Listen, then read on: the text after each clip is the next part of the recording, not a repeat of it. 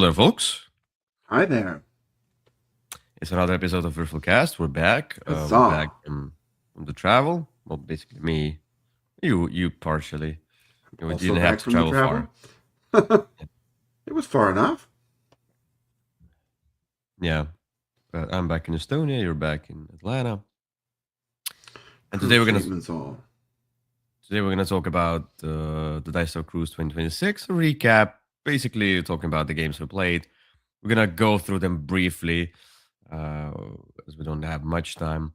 I'm sorry for my runny nose. If any, I will just run off while you know, Okay. run off for a second while you describe a game.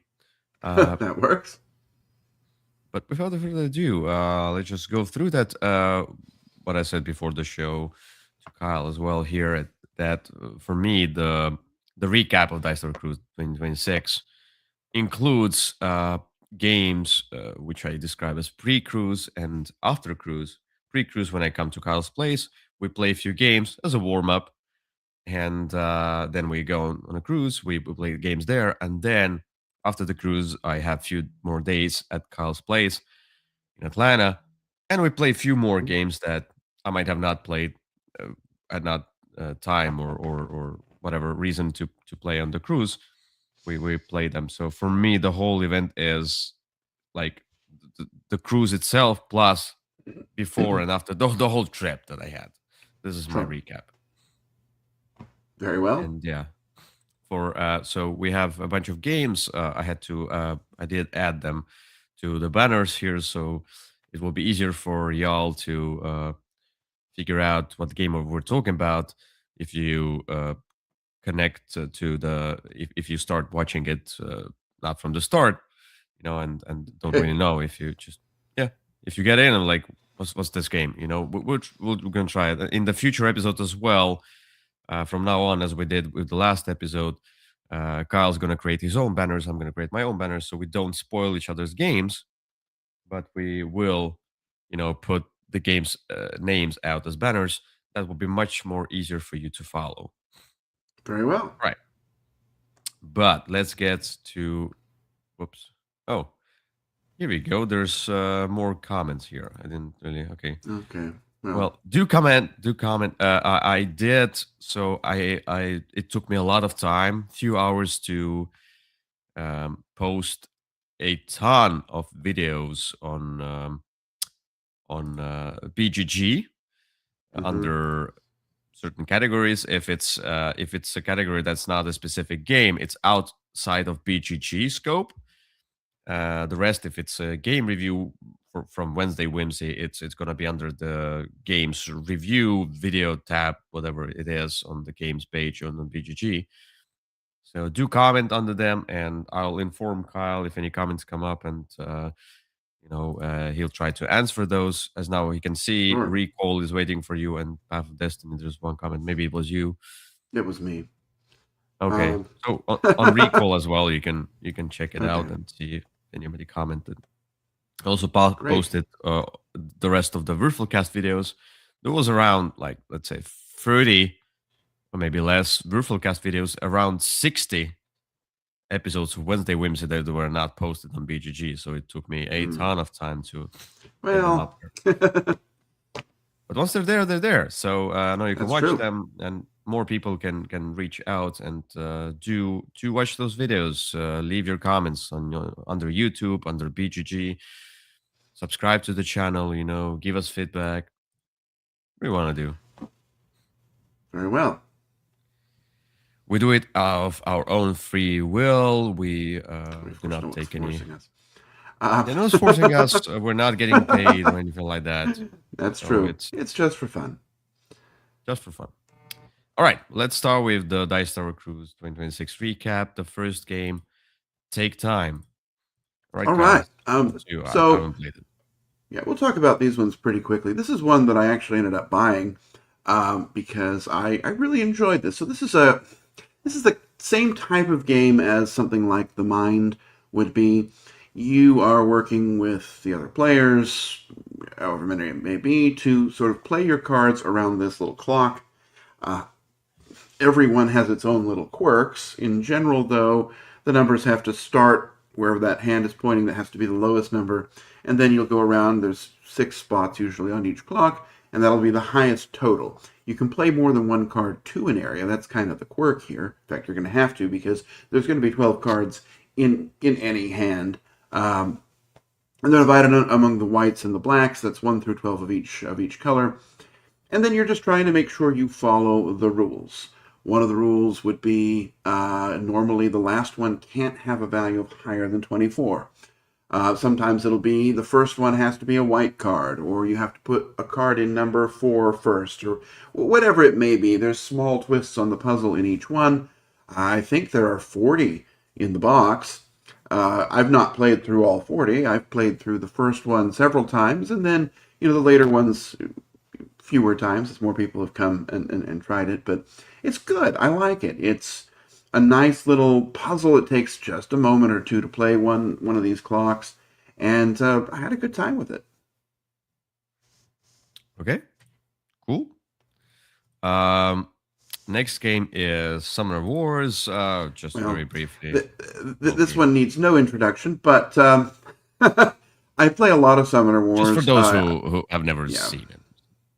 Now this is the new version. This is the one that they have now. I play this. So oftentimes on the last day, the game room will kind of end early. And so I will typically set up Summoner Wars, or I'll do it early in the morning if everyone else is busy. Just when someone new comes on in. Summoner Wars, of course, my favorite game. You're trying to take out your opponent's summoner. There are now 30 decks, all of them different, all of them offering their own fun twists on this puzzle. It's a game I love introducing to people. I almost always find that I play it with new people on the cruise. It's rarely someone I know that sits down to play with me, but that's okay. This is sort of my time to do some board game evangelism, and I'm always ready to explain Summoner Wars to others. Yeah, and you should mention that you always play with Victor via the app, and even during playing another game or waiting to be taught another game. I saw Victor or with my brother. App as well. Yeah, I often have a game going on my app. Now I don't count those toward my Dice Tower Cruise plays; those I track separately. But it's a game I'm always involved with. Yeah. I think it's the same as with my now number one, where I have to play it every cruise because it's just a tradition now. Well, we're going to talk about that game later. Okay. All right. But by the way, I did enjoy Summer Wars when I played it a long time ago. It's just not my type of game. I don't like confrontational two-player games. That's it. Well, I like them co-op. All right, let's get to the next game, Lightspeed Arena. All right, we'll probably talk about it for longer than it takes to play.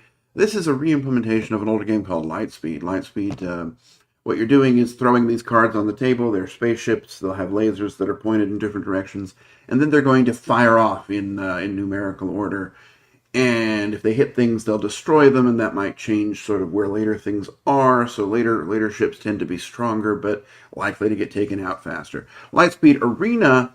So the only real problem with Lightspeed is that it was a real pain to sort of score and kind of run through that. It was kind of like Hiroshima Hex, but worse in terms of running through the resolution. It was very easy to make a mistake. It came with these little bands that you'd stretch out to kind of see where the lasers went. This one, what you do is play the same game, and then you take a picture of it with this app, and the app runs the battle for you. And you can kind of see it step by step, or just skip to the resolution, and see how this battle plays out. And it's fun, right? It takes all of the work out of Lightspeed and lets you just sort of have a good experience. It also takes the box says 10 minutes, and that probably over exaggerates it by 7. This is a very fast game to play. Really like it. I like the new version. If you're going to play Lightspeed, that's the way to play it. Right. The next game is Ants. Yet again, first games will be all Kyle's games that I didn't play with him. That's fine. Ants, one of the new surprise games. Take Time was new to me as well, but Ants, This one looks like Rats of Wistar, and I really like Rats of Wistar. So I was interested to try this one. It is not anything like Rats of Wistar other than in graphic design. They use the same kind of symbols and icons. This is very much a Euro game. You're kind of building up your ant colony. There's three different types of workers, and because they're ants, they start as eggs, and then as you do your passing rounds called hibernation, they're going to mature to sort of eventually be full-grown ants, and then you can send them out in stacks essentially. So if you've got a stack of four of the scavengers, I guess foragers, excuse me, they'll be able to do a stronger action. You're kind of trying to take over the board, get access to food, mostly play so that you can use these resources to play cards to keep your ant farm going, to build up your income. There's stars, which is how you're going to be ending the game, sort of goals that you're trying to accomplish. A really interesting game. The card play is very interesting. There's hundreds of cards in the game.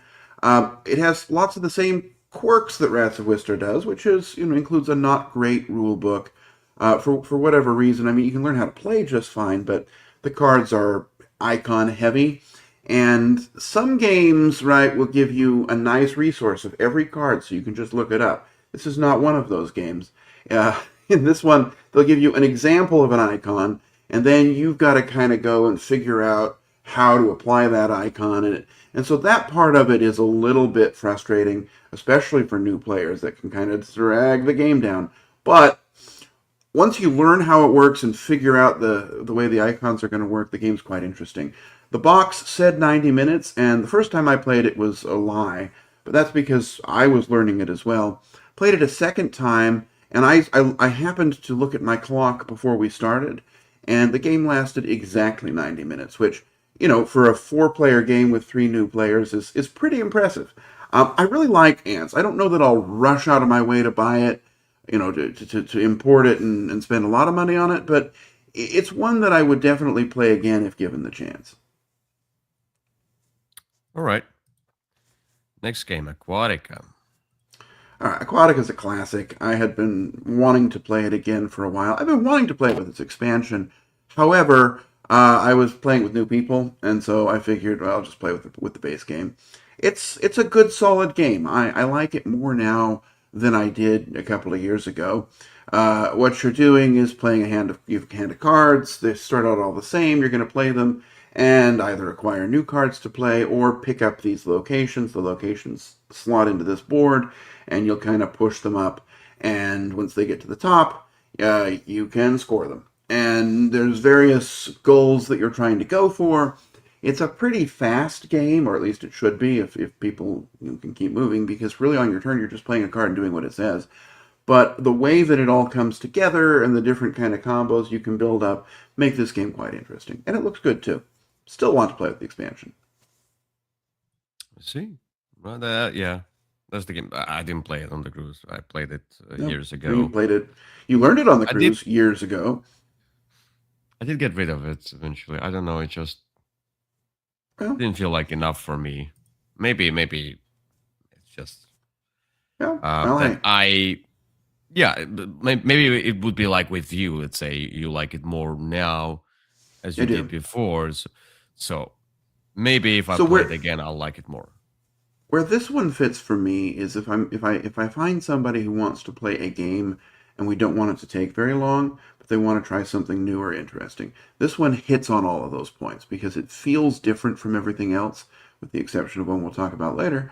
And yet it does not take a long time. And although there are lots of icons in it, they're pretty good, strong, well-developed icons. So I think this is a good one just to show a couple of people who want something not super complex, but that's still fun, interesting, and full. Sure. All right. Next game, Oliver. Yeah, this is one I thought was going to be really interesting, but it's kind of a weird take on drafting or on deck building. There's rows of cards, and that's what you're trying to acquire. And what you're doing is you have a board in front of you, and there's going to be two cards face up, and then you're going to select out of a hand two other cards to play face down. When it's your turn, you'll reveal one of the face down ones and do its action. And the sort of hook here is that the action is going to be boosted by the number of times that other people have played cards with the same symbol. So, if you play the Gathering Olives action, you play it, and if three other people have played it a couple of times, then you're going to have a mega boosting Gathering Olives turn. It's okay. I played it, I think, twice on the cruise, maybe three times. I don't remember. It was fine. I thought it was really interesting the first time, but it definitely gave me diminishing marginal returns as I went back to it. So, but certainly an interesting one. There aren't that many games about olives. Okay. Next game is Drop It. All right, Drop It's a classic, right? This one's been around forever. This is the new version. The Dice Tower Cruise version. It looked like somebody had dropped it. What you're doing in this is a great game to play with somebody who wants to try something that doesn't take a long time. You are going to drop a shape of your color into this contraption, and depending on where it lands, it might score, it might not. If it scores, it's going to score based on how high it is, but if it's touching something of the same color or shape, it's not going to score. And it's not a game with a ton of strategy, right? You're sort of at the mercy of where things fall, but it has this very nice verticality to it, and it looks kind of impressive, and it's a fun game to play. I've rarely played it just once. Usually people are like, well, let's try it once more, now that I know what I'm doing. And it takes about 10 minutes. So there you are. All right.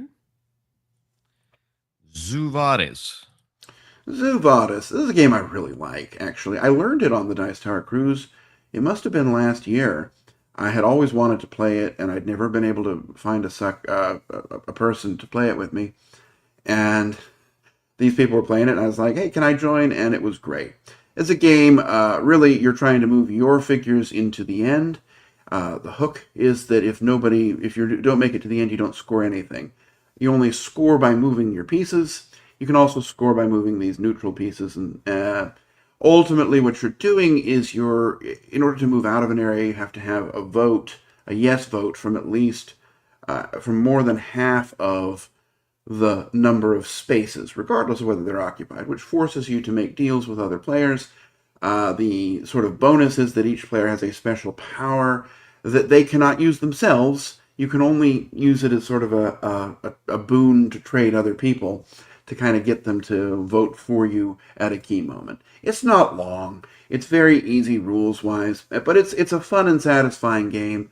I played it at 3, which is not how it's best. I think it's best with 5, but even then, we had a good time and played it a couple of times. It's fast and it's easy, and it's an appealing game if people won't take it too seriously, because it can be kind of mean. Right. Pondscape. Pondscape, the frog game. Played this one a couple of times too. This is from Thomas Holick. You are playing cards out. You're going to play 15 cards in a 3x5 grid. And you're trying to put frogs of the same type together and satisfy their conditions. Because if their conditions are satisfied, then your group is going to score, and the bigger your group is, the more it's going to score. Scoring can be a little bit wonky, just because it takes a minute, sometimes a play or a half play, to understand how that concept works. You're only ever going to score 2 or 3 frogs, because you have to make a big group in order for them to be really good, well scoring frogs. You're also tucking cards under these other scoring cards to sort of make points, additional points for the bug icons. It's a fast and light game, and I think it works really well at 2-player. But it's going to feel similar to games like Forest Shuffle, which is another game I really like, but a little bit more restrictive and also pretty fast, which is good. And it looks good too. They're cute frogs.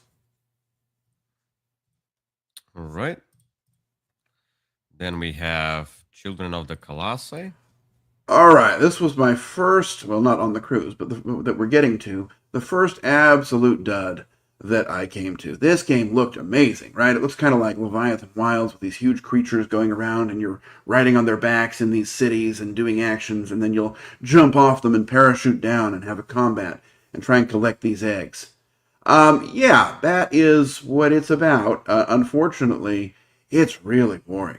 This, so first of all, there's all these weird icons, and not all of them are explained at all. And some of them are explained incorrectly in the rules, which makes for a difficult time playing the game. Secondly, though, the combat is designed to be Kemet-like, right? Where you're going to play a card and, secretly and then add your stuff. However, there's only 6 cards, and everyone has the same ones, and, it's kind of obvious which one you're going to play. Uh, and the combat was really not very much fun either. And then the actions you were doing weren't very fun. Like you'd think, okay, well, each of these things has a special ability, but it's just going to be some twist on what happens when you jump off or jump down. Maybe you get to move one extra person or something. All you're doing is moving stuff around and waiting for the game to end. Also, it's a huge table hog. This board is about 5 times as big as it needs to be for this small of a game. I really wanted to like this one. The art looked amazing, and the concept sounded like so much fun, and it was not. All right. Next game, But I'm Endeavor always, Deep. Oh, I will say, I'm always glad when I can try a game on an event like this, so that I don't have to go out of my way to find it myself. yes. Endeavor Deep Sea. Okay, a classic game. One I end up playing on the cruise just about every year nowadays, just because it's thematically sort of appropriate. Although we don't go under the water.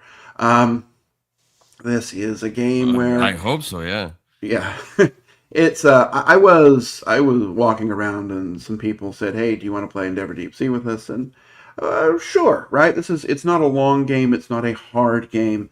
Turns are pretty fast. What you're doing is you've got these tracks that are kind of your technologies.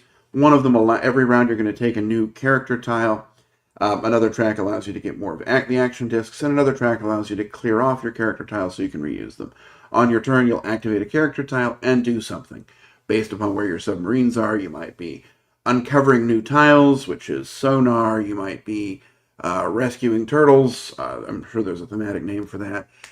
Various other things you're doing. Each scenario gives you, sort of rewards you for different types of actions you may be taking.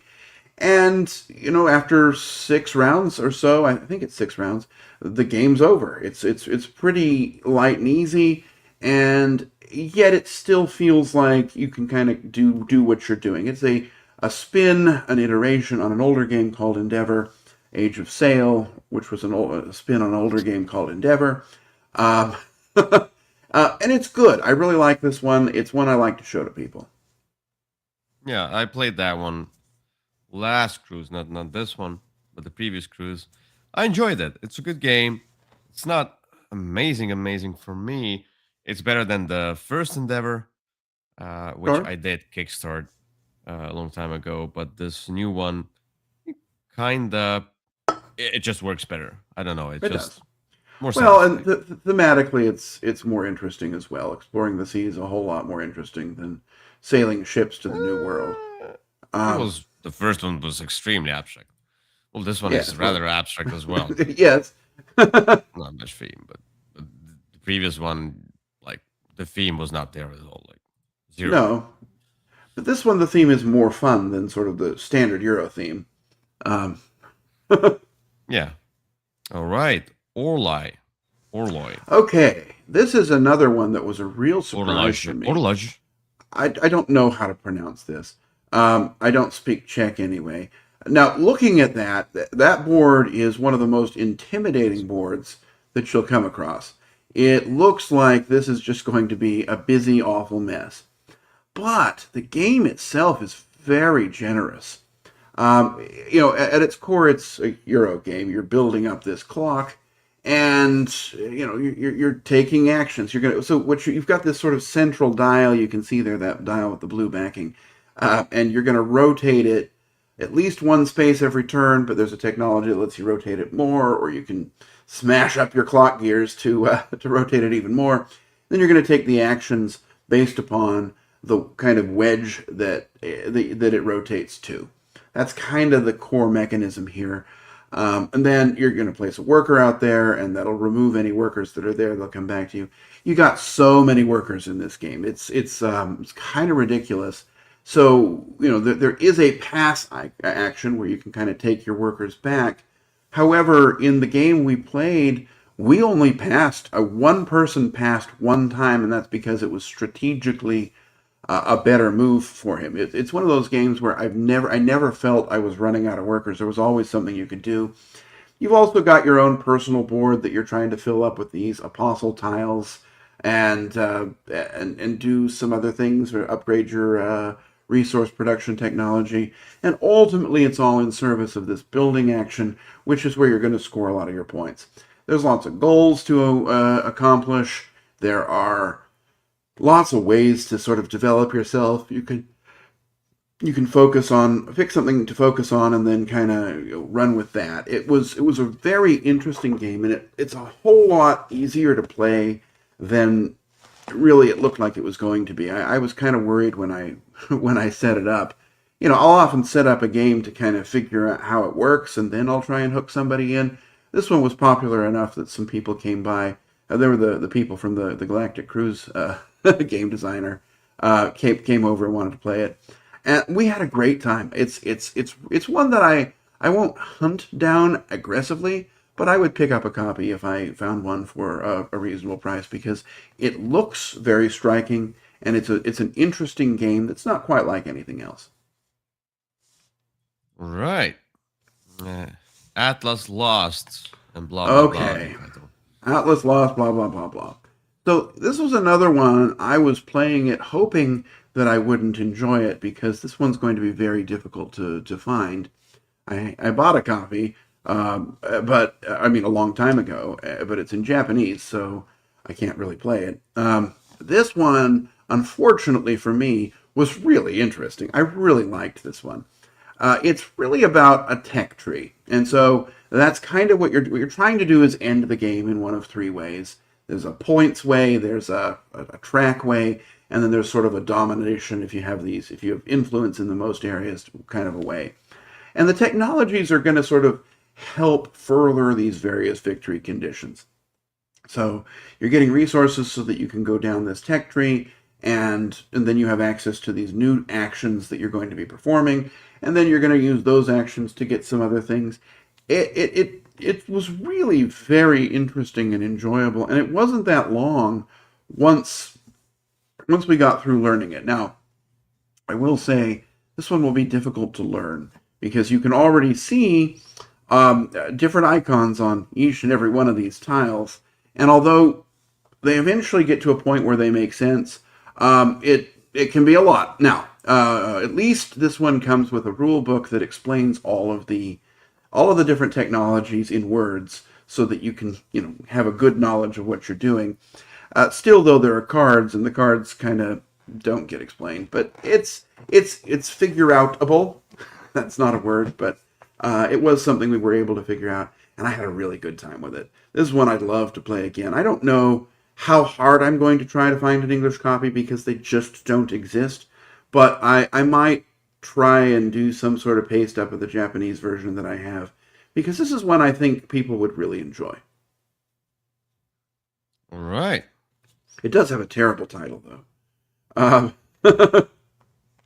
Atlas Lost, blah blah blah blah. Rise of the New Sovereigns, or something like that. It was it was just word salad. Well, I didn't put the like Orlage no or Orlai. I didn't put the big title because you can just look it up by those. Isle of Cats.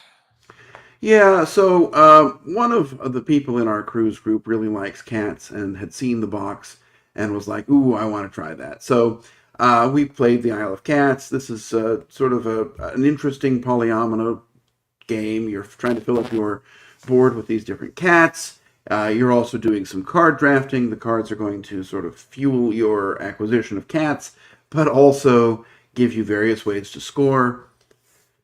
Kind of how it is. It's a game that was a couple of cruises ago. The first time I played it, I was really into it. So it's always going to be associated with the cruise for me. It's a fun one. It's not that hard. It's very beginner friendly, and if somebody really likes cats, that's a great way to play it. It's a great reason to play it. I have a good time with this. A person I didn't know sat down to play with us as well. She's from here in Atlanta, and had wanted to come over and introduce herself. So that was a nice opportunity for us to try a game as well. So I like this one. It's an enduring classic. Yeah, I do love cats. You know that, but I do. I wouldn't say hate. I just don't like polyominoes. I think it's one of the most overused and overrated mechanisms, in my But opinion. it So is that's hard to make why them I thematic. refuse to play. Oh, I okay. refuse to play polyominoes anymore because it's just so boring. It's Tetris. Okay. And a lot of designers they think it's I think it's one of the most simplest mechanisms to put in the game, and I think designers are getting too lazy by placing this mechanism inside every possible board game. So like cats going into boxes, this one polyominoes going into boxes. I think it's overused. Stop. Design new mechanisms. Well, this one sort of was at the beginning end of the wave of polyomino games. Um, True. and I really do enjoy this one still. It still hits pretty well when it comes out. Obviously, if that's not a mechanism that you'll enjoy, you probably won't enjoy this game. But No. the people we played with did. So Yep. That's fine. That's fine. Just I'm saying as of 2026, stop making polyomino games. I won't, That's I it. promise. No more. All right. A wild venture. This was kind of the last game I played on the cruise that wasn't Summoner Wars. This is a really weird looking box. I just saw it there and I thought, well, what is this thing? It has sort of that Adventure Time artwork. What this is a two-player engine building and then destruction game. So on your turn, you take two actions. One of them can be, to play a card, and that's what you're going to do. And the cards are of different types. And then other actions can be using the cards that you've already played. And when you play a card, it comes out with a certain number of supply tokens on it. And each time you use it, you take a supply token off. When it's empty, you take it and you tuck it underneath your scoring card, and it goes away. And then you're not supposed to look under the scoring card. You're supposed to remember what's there. There's a variant on that, but which I found really interesting. And then you're going to score the different things in different ways once the deck is out. So one thing you're doing is kind of moving your adventurer around this board, trying to pick stuff up. You're also trying to use all the cards that you play so that you can score them, because they don't do you any good if you don't use them up fully. There's also other ones that kind of help other people, but when they do certain things, it clears them off. It was a really interesting one. The artwork was kind of whimsical as well. It's real fast, right? The actions on your turn are pretty quick. And I thought it was really an interesting game. It wasn't something I was expecting to like, but I really did. Right. Etherstone. Etherstone, I played a couple of times actually. It's kind of its best comparison game is Res Arcana. It feels a lot like that. You've got 7 cards, and once somebody has played all their 7 cards, the game is over. So you're trying to do as much as you can with very little. You're trying to gather up these point tokens. You're trying to fight these enemies. The enemies are going to give you other points as well. And then you're trying to play and use combos with the 7 cards that you draft at the start of the game. You're taking dice. The dice don't do anything for you other than sometimes the number on the die might activate one of your characters. The resources might activate your characters. You're gathering them. It can be 2 to 4. I've only played it 2, and I think I only ever will. It doesn't seem like the kind of game that having 2 extra people would help much with. But that's how I feel about Res Arcana as well. I think it's an excellent 2-player game. Uh, and I like Etherstone. I'd played it before the cruise, but it was nice to try it with some different people. The artwork's certainly interesting. It kind of looks like upgraded Ascension artwork. Um, and there's this world that's kind of going on here that I don't know what it is, but it's very purple as well, and I like purple. but it's a fun game. And if you like those sort of two-player head-to-head games, um, where it's not tactical movement like Summoner Wars is, but you're trying to make the most out of a very limited pool of cards. This is a good one. Yeah. Sorry. I really I really like how it looks, but once you said like Resurcana, it lost my interest completely because Okay. I dislike Resurcana for the specific reason. I don't like just pure drafting games that much. It's just boring for me. And especially if it's extremely limited, where you draft the same thing again and again and again. That's why, for example, even Inish didn't work for me that well. You know, it's like Okay. if it's very limited drafting, it's just so boring that I don't want to play it. So Okay. I looked at this box, was like, ooh, interesting. And now you said Resurcana, and I'm like, okay, I'm gone. Well, there But you that's are. me. If you don't like that kind of game, you probably won't like this one. But Yes. If you like if you like big limitations in games, then sure, play it. No, I'm just kidding. To each their own. Uh, Map Masters. Uh, it was a, it was a, I'm glad I played this one because I don't think I need to buy it, but it's a fun game. It's a combination of deck building and pathing things out. Now that's much bigger than your dungeon ever will be. What you're trying to do is you've got 5 cards you're going to be putting, or they must be playing the cooperative variant. There's a cooperative version in the box as well. Well, But you're trying to the look of the game is make a little map of your cards that sort of hits as many of a particular symbol in any round as possible, and then you're going to sort of put the cards together. You're going to draw the path that you're trying to score.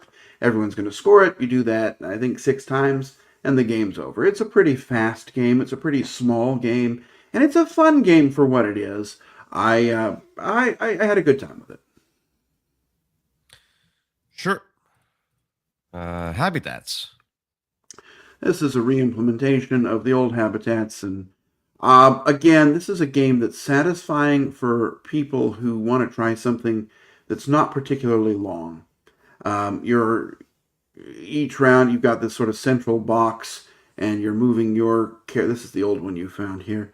Um, Well, you're going to move your character in a space and take the tile it moves into.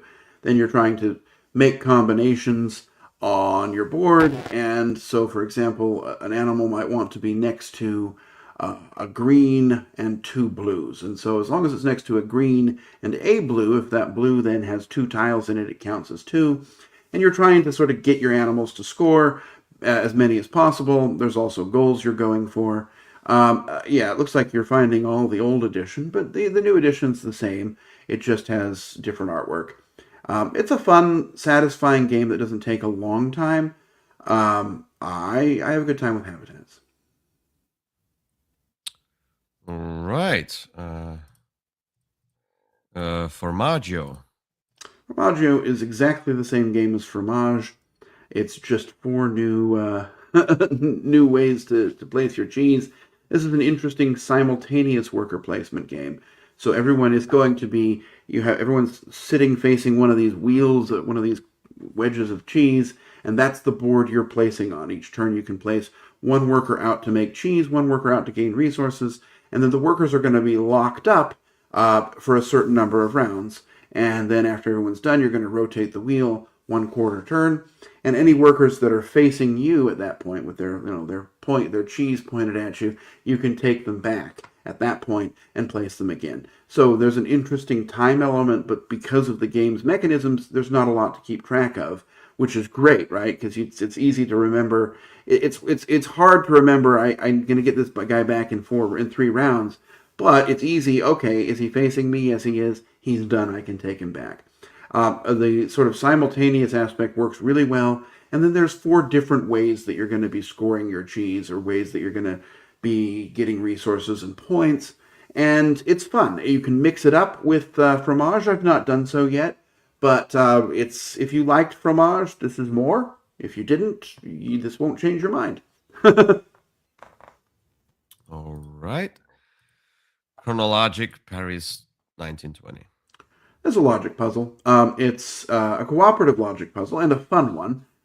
You're trying to figure out who did the crime and in what room and at what time. And there are 6 different times.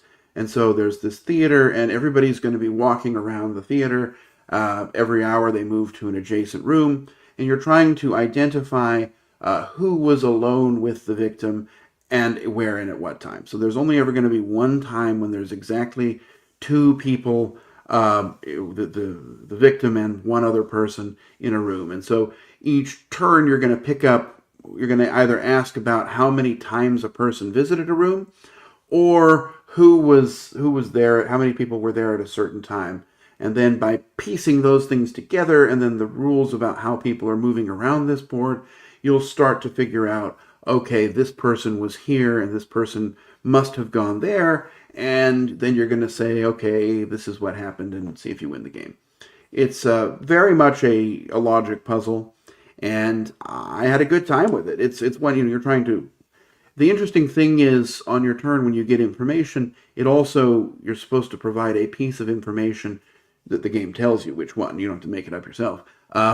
Give a piece of information to everybody as well, so that it kind of keeps the game moving, and people are always getting some kind of information, and then after about 10 minutes, somebody will have figured it out, and you can put it away or play another one. I enjoy logic puzzles. I enjoyed the sort of murder Sudoku that we were playing on the plane, that kind of thing. And this is kind of like that too. It's a twist on a traditional logic puzzle, and I'm here for it. All right, Zenith. Zenith, one of the best 2-player games to come out in the last year or so. This is a tug of war game. You are trying to get control of these planets. It's by the same people who brought us Captain Flip, another classic. And it has one of my favorite board game mechanisms, which I don't know what to call it, so I refer to it as the Hadara mechanism, where you're going to play a card, and then that card gives every other card in its column a discount of 1. So by sort of specializing in orange, you're going to make your orange more special. You're ultimately trying to get these planets to sort of pull toward your side, and either get 3 of the same, 4 different ones, or any 5, and then you'll win the game. A lot of symbols going on, but the symbols quickly go away. And even though I really wish this game had I wish it had text, the symbols are pretty good and make sense, so it's not that hard to figure out. Also, there's technology tracks you can do, which is another thing to focus on, which can also move you toward this goal. It's a great little 2-player game, and it says it can be played with 4 instead of 2. I've never tried that, probably never will, but I do love it at 2.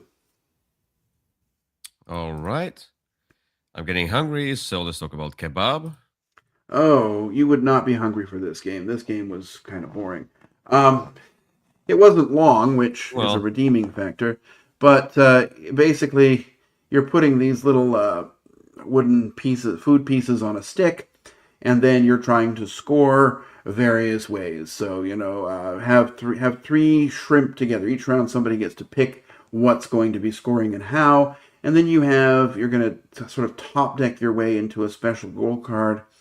And if you're lucky, you can complete lots of them. And if you're not, you're going to find yourself frustrated. This game feels like a lot of other games. And the only reason to try it is if you think sort of putting the food on skewers sounds like fun. But for me, this was just kind of, it was a game and it happened. But I'm not looking to go back. All right, let me take over from now. Well, okay. These That's are the one I end that on. Played as well. Okay. You have more games. All right, Hot Streak. Basically a bidding game with not many rules, not many mechanisms, and kind of I would say, automation in its purest form. Just bid on stuff, throw in a card, and then reveal cards, see who gets to the finish line, one of the hot dog man, or the bear, or the queen, which always stumbles in my games. So yeah, that's pure fun. The box is weird. The production is interesting. It feels like a game from 80s, 90s, where they were like games like toys. So Hot Streak, that was a ton of fun. I played it quite a few times. You did. Uh, but be sure when you get in, there's not much game to it. No, it's more of a It's just a party loud game in game. disguise. Yeah. And I this is one that always hits really well, right? This one kind of sells itself. It looks ridiculous. The figures sort of say, okay, we're not taking this game too seriously, and people enjoy it. It's just about the right length. There's really no control. You're just sort of betting and hoping, and it's fun. It's a game that you can play in a very short playtime, and everybody feels like they had a good time. It's a faster, more chaotic camel up. I would say Yeah, that. it is. That's true. All right. The next one, Magical Athlete. Another one which is, I think it's a reimplementation of the old Magical Athletes It is. and another pure chaos, though here you do have a race. You pick some of the characters and you choose one character to play. You play basically 4 rounds Yep, and you roll and move. That's it. you And you do. have those wacky powers that will help you or not. Some of them some of them I do kind of hate. Some of them I do kind of love. Hmm. But it's a game that you shouldn't take seriously. Just roll a dice, see what happens, kind of a thing. Yeah, it was a good year for CMKY or YK, CMYK. It's a terrible name of a company, but they did both Hot Streak and Magical Athlete within about 2 months of each other, and both are great sort of intro games. If you have somebody who comes over and they say, I see you have a lot of games, I want to play one," either of these is going to be a pretty much a surefire hit because they're light, they're super easy, but they're quirky enough, and they do familiar things, but with a sort of modern feel to them. I really like Magical Athlete too, and it's very comparable with Hot Streak, same publisher, although they're different experiences, and both are lots of fun. All right. Next one, Burgle Brothers 3. We'll pick up the pace each Burgle time. Brothers 3, pick up the pace. So this is one we played after the cruise at my house. This is just Burgle Brothers. It's a new implementation of it. Instead of trying to get your dice in a row, you're trying to find these cards and then make patterns of the cards to deactivate these evil AIs. But at its core, it's really just Burgle Brothers on 2 floors. It's good if you like Burgle Brothers. If you don't, it's not going to change your mind. I still think I like the original better because it's thematically kind of more pure, but this one's certainly in a better box, although it's a weird shape. Yeah, I do like it's only 2 floors. Yeah, it's basically Burgle Brothers. I do like the original better as well due to the theme. This one didn't Hmm. click with me that much. Weird hacking stuff. I don't know. All right, Echoes of Time, a card game that I said is Ancient Knowledge. I think was the initial game. It's not re-implementation of Ancient Knowledge, but it It's reminded me of not. Ancient Knowledge. Due to so I wanted to play this one because it looked cool. It was on my wish list before, Hmm. and yeah, it just placing cards on this board based on their timeline and basically moving those cards through the timeline until they get out. Then you can place them in your tableau. It's not a set collection. It's a tableau building game. So these cards they activate each other. You know, you have those common locations as well that you want to grab, conquer, or fortify. It's all about the combinations of cards trying to this to make a tableau where you activate this card, this activates that, this activates that, this activates that. That's the whole Yep, game. It's beautiful, it's small, it's rather fast. it is. Well, if you have AP players, that might be an issue, but mostly it's a very fast game and I like it a Yeah. lot. Turns are really quick. This one also has sort of a Res Arcana feel to me, even though it's a very different game. It is definitely so Mm. much better than Ancient Knowledge, which I did not like at So all. much better. Yeah, I hated Ancient Yeah, Knowledge. yeah. and it's fun, right? It's kind of wild. You never know what you're going to get. You're going to be at the mercy of the cards that you come up with, but there's always something you can do. And at its core, it's just a very quick game of trying to manipulate this conveyor belt effect, for lack of a better term. I like this one. Yeah, there's a little bit of take that. It's not as tacky, and the main interaction, of course, is conquering those locations, and you can conquer them from each other. So Yep. that's that. All right, Severton. So this one is really one of the dots. I played it Yeah. 2 times. You played only once. We Yeah, I played the saw. introduction scenario.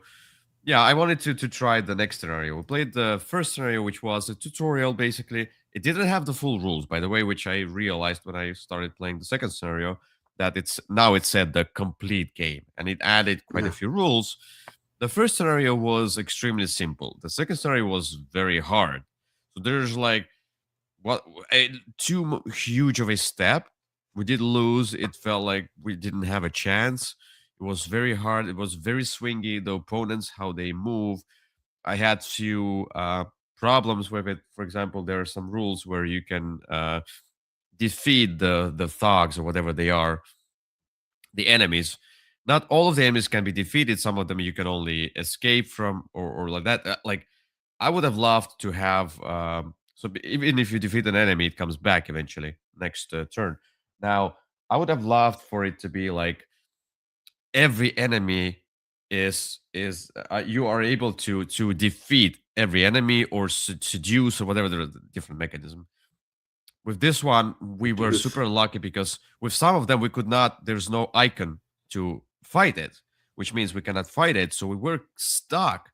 We could do Yeah. nothing basically. So this game is a dot. It's not. I don't know what Vlada Kvatil was smoking. This is a really bad game. It doesn't work. It needs a complete revamped reedition. It's just not a good Yeah. game. I didn't I didn't really like it either.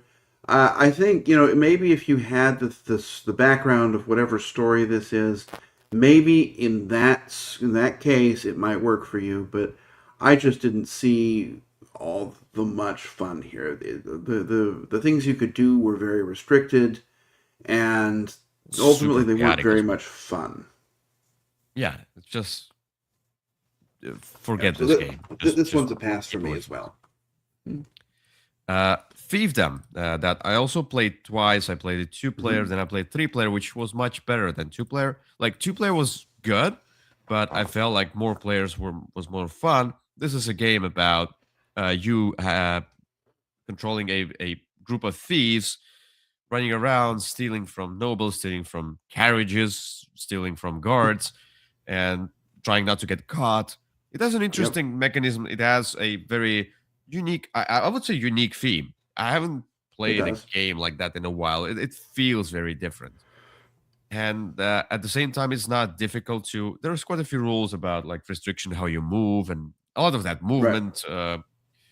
That's The what it is. how do you the way they see what was it called, line of sight. Line of sight. But Mm-hmm. yeah, it's not as difficult. Just get through it one time and then it's all good. Yeah. It might be a dot after few plays. I don't see a ton of replayability, but Yeah. if it will have some expansions, some more stuff, I'm sure It it will will. not. Uh, But it's good. uh, I can see playing it maybe 5 more times at least, yeah. I and could see then playing it, putting it with a right. different group of people. It has an interesting programming aspect. Not sort of full programming, but you've got to Yes, program the order programming. in which you're going to do things in advance. And so there's a lot of reading the room of figuring out, okay, I'm first, so I get one shot here, or as happened in our game, I happened to be going first at just the right time, and I was able to knock out a couple of your thieves. Uh, and that's unfortunate, right? I mean, but that's sort of part of the game design. But sort of figuring out the programming and the timing can be interesting.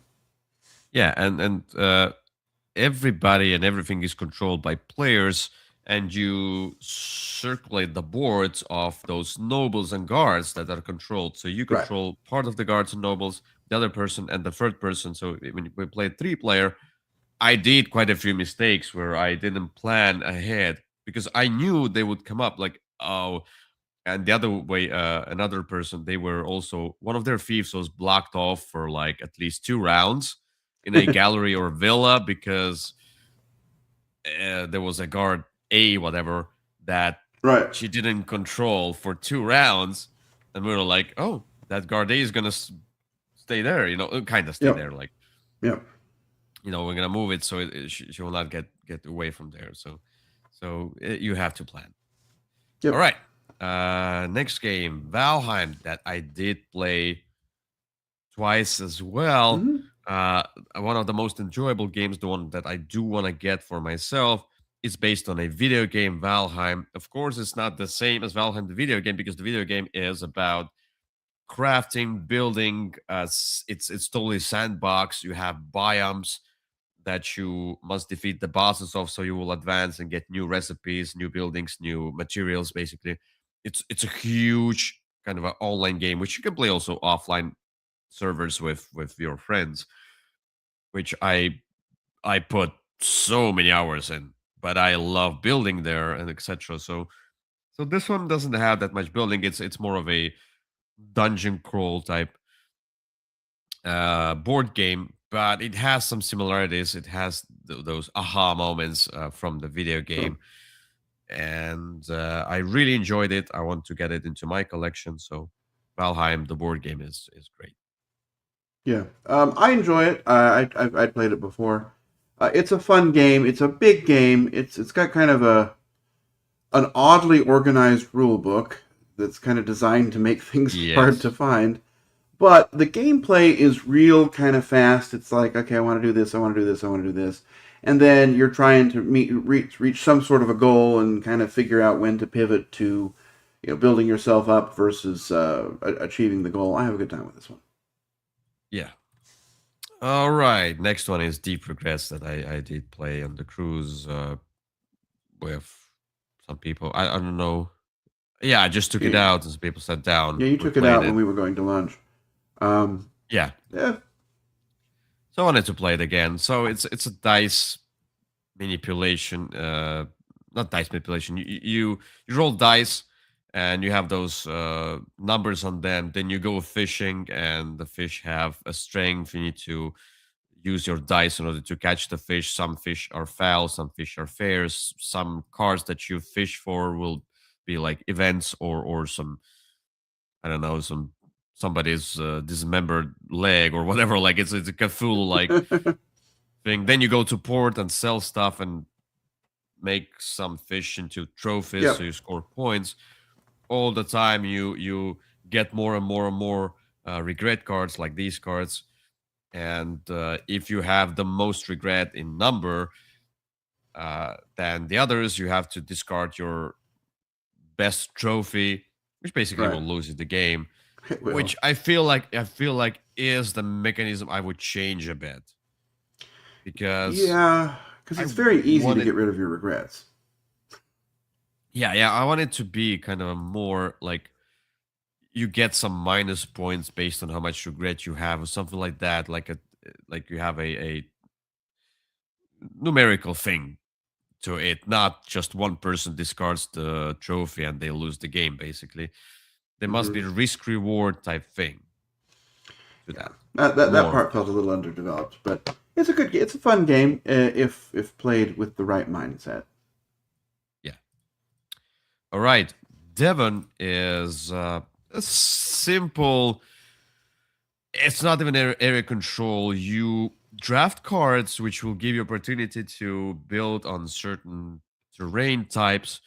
You're trying to build your houses on terrain types in order to satisfy the contracts and get the most points.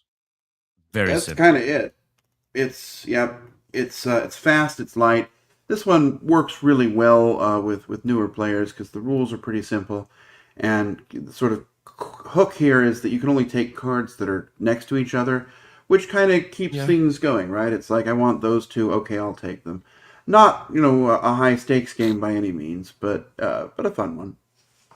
Yeah, it was fine. It wasn't something amazing, but a lighter game if you want to. Ah, each knows. Ember Hearts, Uh, one of the dots for both of us. Sadly. So this is a game about dragons, and I thought it's about taming dragons. I don't know what's about. Honestly, Yeah. there's no theme. Like There is you theme, it can just say doesn't there make is. any sense.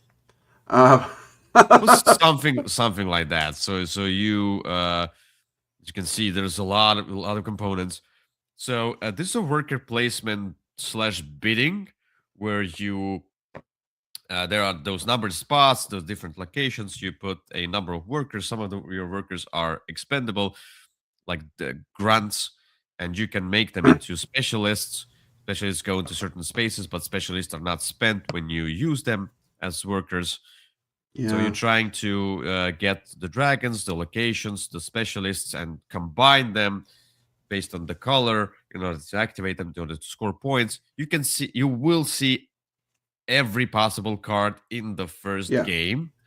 Yep. So there's not much replayability. The game is very long. It's super repetitive. You do the same thing for 5 rounds. The dragon pictures are the same for each color of the almost the same for each color of the dragon. There's not much variety. They are just colors. And this flame Yeah. track, the more flame you take, the more penalty for you, let's say. Yeah, like not really penalty, but like it's about dragons. I mean, like increasing flame should be Yeah, and the rewarding. dragons want to put out fires, and the firemen want to start them.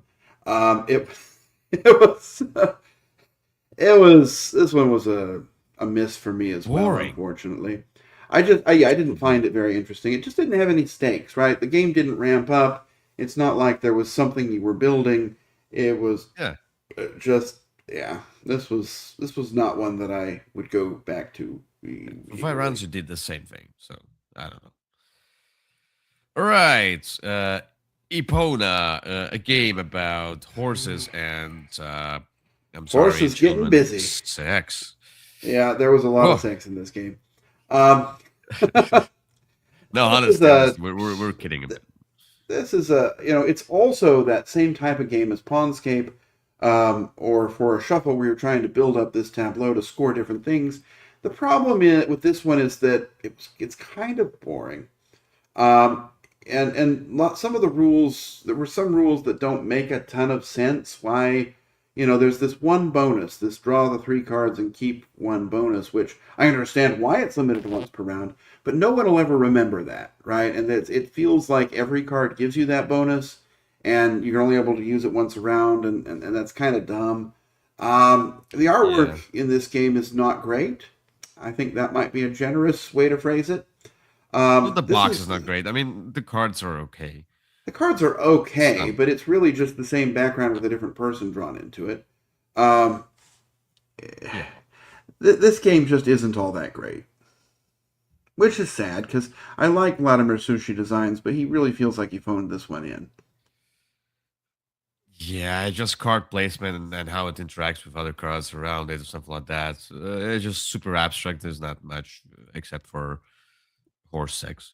I'm sorry once Well, yeah, again. true, right? You This can video you is can not mate is your not. horses, This video is but 18 plus. So, guys. yeah, well, yeah, it's I don't know. This is one I would say not to hunt down. Yep. All right, Eternal Decks. Eternal what? Again, Decks. Not. Look, Nope. Nope. I It's love Eternal Decks. DECK. Eternal Decks was a game that I got at Tokyo Game Market a couple years ago, and I enjoyed. And then I put it away, and because this game, there's a lot of setup here, so it kind of is one that doesn't jump to the table that often. But on the cruise, they had a copy, and some people that we were playing with had said that they had had some trouble with the rule book, and I was like, well, sure, I can teach you the game, right? It's not a hard game to learn. And rules wise, it's hard to explain the rules, but there aren't that many. And so I taught it to them, and I was like, ooh, I remember really liking this game. I can see they're playing Scenario D right here. There's a bunch of different scenarios you're playing. They get, I wouldn't say more difficult, but change kind of the puzzle that you're going through. But ultimately, it's the same kind of game as Take Time, what we started with, where you're playing cards without really telling people limited communication about what you're playing, and you're trying to sort of stay alive until you hit the game's victory condition. Yeah, I enjoyed it. It's really cool. I would love to get this copy, to get this game into my collection as well, because it's very weirdly, it's weird looking, and it's very different from your usual co-op games. You can pre-order it from, I don't know, just search for forums. There is a link to somebody's somebody is doing that, and it's gonna release in summer 2026 in US. So, all right, here we have Everstone Discovering Ignis, which I told you to let's play it. You said no, and so I learned it for myself. I played it for myself. It's an interesting game. It's a game about. Oh, there's not. No. Do I see? There's. Oh gosh, there's not much of a. Okay. Well, it doesn't matter. Anyway, it's a game about building up and going up the tracks, and you can see this. Seems like a prototype or something like that. There's not many pictures of it. Yeah. Anyway, yeah, this one seems like a prototype. Your main board is, or the board in front of you is where you choose actions. So sci-like mechanism where you have to choose a different action each time, different column, let's say, and you can boost those actions by placing some cards above it, some cards below it. So those actions that you do will become more powerful. They will give you more bonuses, and then you are getting those relics, those cards that you must fix to get even more stuff to place them then under those actions to boost those actions. And you can even basically, this is a workshop. You can even get an extra action if you don't place any relic on that action board, but then you will not be able to fix those relics. So there's a lot of that Euro mechanism going on. There's the influence on the main board uh, based on the caravan. There's bonuses here and there. It's a usual Euro game, but with this interesting mechanism, managing your own board, managing your actions, boosting those actions, and getting the cards and where to place them. You know, if to place them, so you can then get a better turn, or you can get the relics done, whatever. So I enjoy the idea. It's an interesting game to try at least. Okay. Yeah, it didn't look all that interesting to me. I'm glad you had at least something of a good time with it, but I did not play it, so I can't really talk about it. Right. So I think we are. I'm sorry, we're just a little bit. I don't have much time anymore. Just a little bit short on time today. That's all right. But let me do this. We're gonna have another episode of Würfel Cast where we'll finish talking about a bunch of these games. So okay, stay tuned. But let's do the last. Let's do the last game. Let's do the last game. And once again, I'm sorry, but we're gonna do part 2. I'm gonna gonna make it into part 2. So we're gonna talk about more games in the next episode. But let's end on a high note, as Kyle suggested. Thesaurus. Ooh, it was the first game we played on the cruise, like on the boat. All right, wow, an amazing game. If you look at that cover looks real exciting, right? First of all, the name sounds like the word thesaurus, which is, of course, it sounds like it's going to be a word game. Every time you say the name, people think, is that a word game? It's not. This is a game. Well, I didn't think like that because I don't know such words. Thesaurus is a book of synonyms. Um, I see. Okay, I never heard of uh, that. but what you're doing in this game is you're supposed to be running a treasure salvage company, diving for treasure, exploring the seas. But what you're actually doing is managing corporate payroll. Because at the start of the Uh-huh. round, what you're going to do is you get some money and you get less each round, so that's fun. You're going to allocate this money into different boxes, and you're really not allowed to, other than paying a penalty, move it around and use it for other things. So you got to think, okay, well, I got to pay my employees, and I think I'm going to try and hire one more. So I need to make sure I have this much money in box one, and I want some technology this round, or maybe I don't. Maybe I can, skimp on the technology and put all my money into diving.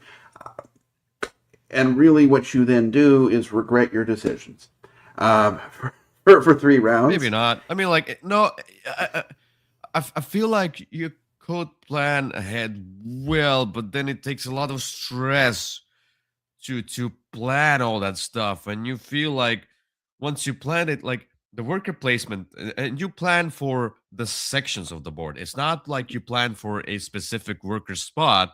You plan for the whole section. So this section is three different action types. This section is two different action types. That section, and especially the section with water and so many limitations. Your boat goes out, but your boat has the equipment on it. So now you need to use a plane, and you can use a plane to get it from the shore to the boat.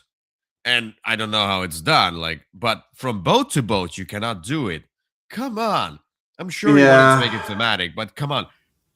Less restrictions, more freedom, and yeah, and just give me the money, mm-hmm. or make something different, not planning out the whole budget. Just give me the money and worker spots, and let me do something with that money. Make it more typical, and add those other stuff like this board where you move your boat and equipment. But even there, give me more bonuses, give me more freedom in how I can you know refresh my equipment, etc. So Yeah, and then there was the thing about so there were these technologies, and each treasure required a different technology, right? And so, okay, I got to go get equipment here, or I don't have that. Great, I found two that require just this Wi-Fi signal, and I don't have the Wi-Fi signal, and I'm not going to buy it because there's only two in the game, and somebody bought the other two.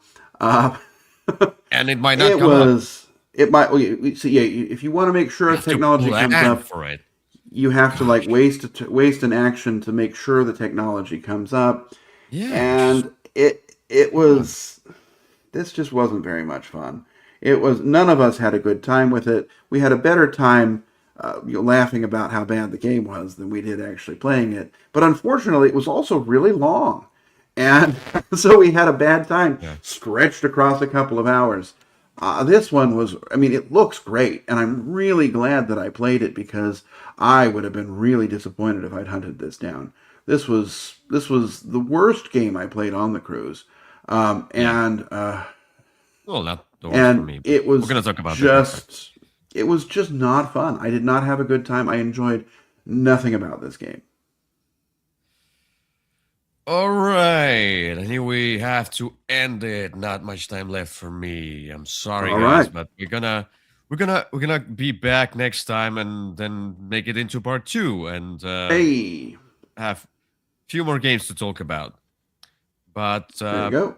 yeah, thank you for watching, and tune in next time for another episode of Würfelcast Dice Tower Cruise Recap Part 2. Hey, all right. Bye bye. Bye bye.